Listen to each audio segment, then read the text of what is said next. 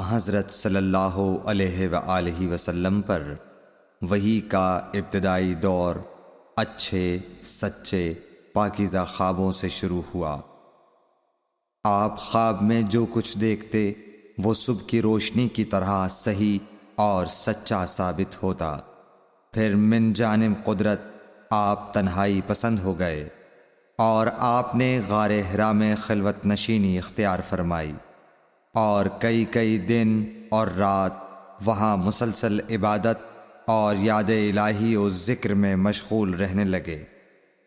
جب تک گھر آنے کو دل نہ چاہتا توشہ ہمراہ لیے ہوئے وہاں رہتے۔ توشہ ختم ہونے پر ہی اہلیہ محترمہ حضرت خدیجہ رضی اللہ تعالی عنہا کے پاس تشریف لاتے اور کچھ توشہ ہمراہ لے کر پھر وہاں جا کر خلوت گزین ہو جاتے۔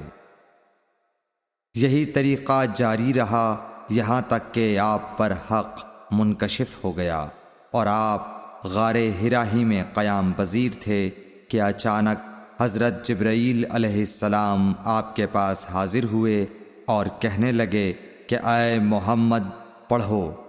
آپ فرماتے ہیں کہ میں نے کہا کہ میں پڑھنا نہیں جانتا۔ آپ صلی اللہ علیہ وسلم فرماتے ہیں کہ فرشتے نے مجھے پکڑ کر اتنے زور سے بھینچا کہ میری طاقت جواب دے گئی۔ پھر مجھے چھوڑ کر کہا پڑھو۔ میں نے پھر وہی جواب دیا کہ میں پڑھا ہوا نہیں ہوں۔ اس فرشتے نے مجھ کو نہایت ہی زور سے بھینچا کہ مجھ کو سخت تکلیف محسوس ہوئی۔ پھر اس نے کہا کہ پڑھ۔ میں نے کہا میں پڑھا ہوا نہیں ہوں۔ فرشتے نے تیسری بار مجھ کو پکڑا اور تیسری مرتبہ پھر مجھ کو بھینچا۔ پھر مجھے چھوڑ دیا اور کہنے لگا کہ پڑھو اپنے رب کے نام کی مدد سے جس نے پیدا کیا اور انسان کو خون کی پھٹکی سے بنایا۔ پڑھو اور آپ کا رب بہت ہی مہربانیاں کرنے والا ہے۔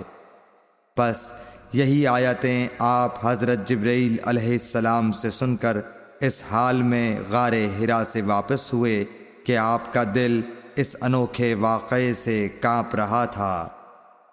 آپ حضرت خدیجہ کے ہاں تشریف لائے اور فرمایا کہ مجھے کمبل اوڑھا دو، مجھے کمبل اوڑھا دو۔ لوگوں نے آپ کو کمبل اوڑھا دیا۔ جب آپ کا ڈر جاتا رہا تو آپ نے اپنی زوجہ محترمہ حضرت خدیجہ رضی اللہ تعالی عنہا کو تفصیل کے ساتھ یہ واقعہ سنایا اور فرمانے لگے کہ مجھ کو اب اپنی جان کا خوف ہو گیا ہے۔ آپ کی اہلیہ محترمہ حضرت خدیجہ رضی اللہ تعالی عنہا نے آپ کی ڈھارس بندھائی اور کہا کہ آپ کا خیال صحیح نہیں ہے۔ اللہ کی قسم آپ کو اللہ کبھی رسوا نہیں کرے گا۔ آپ تو اخلاق فاضلہ کے مالک ہیں۔ آپ تو کنبہ پرور ہیں، بے کسوں کا بوجھ اپنے سر پر رکھتے ہیں، مفلسوں کے لیے آپ کماتے ہیں، مہمان نوازی میں آپ بے مثال ہیں اور مشکل وقت میں آپ امر حق کا ساتھ دیتے ہیں۔ ایسے اوصاف حسنہ والا انسان یوں بے وقت ذلت و خواری کی موت نہیں پا سکتا۔ پھر مزید تسلی کے لیے حضرت خدیجہ رضی اللہ تعالی عنہا آپ کو ورقہ بن نوفل کے پاس لے گئیں جو ان کے چچا زاد بھائی تھے اور زمانہ جاہلیت میں نصرانی مذہب اختیار کر چکے تھے اور عبرانی زبان کے کاتب تھے۔ چنانچہ انجیل کو بھی حسب منشائے خداوندی عبرانی زبان میں لکھا کرتے تھے۔ انجیل سریانی زبان میں نازل ہوئی تھی، پھر اس کا ترجمہ عبرانی زبان میں ہوا۔ ورقہ اسی کو لکھتے تھے۔ وہ بہت بوڑھے ہو گئے تھے، یہاں تک کہ ان کی بینائی بھی رخصت ہو چکی تھی۔ حضرت خدیجہ رضی اللہ تعالی عنہا نے ان کے سامنے آپ کے حالات بیان کیے اور کہا کہ اے چچا زاد بھائی، اپنے بھتیجے محمد صلی اللہ علیہ وسلم کی زبانی ذرا ان کی کیفیت سن لیجئے۔ وہ بولے کہ بھتیجے آپ نے جو کچھ دیکھا ہے اس کی تفصیل سناؤ۔ چنانچہ آپ صلی اللہ علیہ وآلہ وسلم نے از اول تا آخر پورا واقعہ سنایا، جسے سن کر ورقہ بے اختیار ہو کر بول اٹھے کہ یہ تو وہی ناموس معزز رازدان فرشتہ ہے جسے اللہ نے حضرت موسیٰ علیہ السلام پر وحی دے کر بھیجا تھا۔ کاش میں آپ کے اس عہد نبوت کے شروع ہونے پر جواں عمر ہوتا، کاش میں اس وقت تک زندہ رہتا جب کہ آپ کی قوم آپ کو اس شہر سے نکال دے گی۔